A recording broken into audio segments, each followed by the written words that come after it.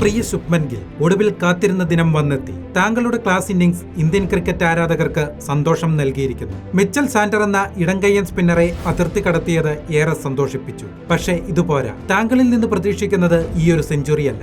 Indian cricket നിങ്ങളിൽ നിന്നേറെ പ്രതീക്ഷിക്കുന്നു. വീരേന്ദർ സെവാഗ്, സച്ചിൻ തെണ്ടുൽക്കർ, ഗൗതം ഗംഭീർ ഇവർ പോയപ്പോൾ മുതൽ ഞങ്ങൾ ആഗ്രഹിക്കുന്ന ഒരു കാര്യമുണ്ട്. സ്ഥിരതയാർന്ന ഒരു ഓപ്പണിംഗ് സഖ്യത്തെ.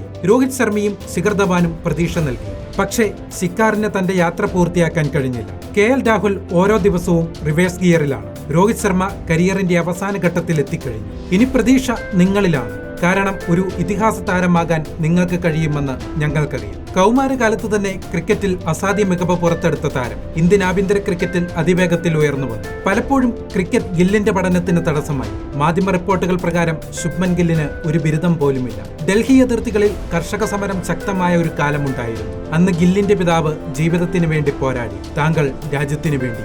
സമീപകാലത്ത് ഗിൽ മോശം ഫോമിലാണ്. ക്രിക്കറ്റിന്റെ 3 ഫോർമാറ്റുകളിലും താങ്കൾ പിന്നോട്ടാണ്. IPL-ലെ മോശം പ്രകടനത്തിലും താങ്കൾക്ക് ഒരു ആശ്വാസമുണ്ട്. 2020 ലോകകപ്പിനുള്ള റിസർവ് നിരയിൽ ശുഭ്മൻ ഗില്ലിന് ഇടം ലഭിച്ചു. ഒരു ഘട്ടത്തിൽ ടീമിൽ സ്ഥാനം നഷ്ടമാകുമെന്ന് താങ്കൾ ഭയപ്പെട്ടിരുന്നില്ലേ? അന്ന് പറഞ്ഞ വാക്കുകൾ ഇന്ത്യൻ ക്രിക്കറ്റിന്റെ കാതുകളിൽ മുഴങ്ങുന്നുണ്ട്. ടീമിൽ ഇടം ലഭിച്ചില്ലെങ്കിൽ വീട്ടിലിരുന്ന് ഇന്ത്യയുടെ വിജയത്തിനായി ആരവങ്ങൾ ഉയർത്താം. ഇപ്പോൾ ഇന്ത്യൻ ക്രിക്കറ്റിന്റെ ആരാധകർ പറയുന്നു, ഞങ്ങൾ താങ്കൾക്ക് വേണ്ടി ആരവങ്ങൾ ഉയർത്താം. പക്ഷേ ഒരൊറ്റ ഉപാധി മാത്രം. ഞങ്ങൾ പ്രതീക്ഷിക്കുന്നത് പോലെ ഒരു ഇതിഹാസമായി താങ്കൾ മാറണം.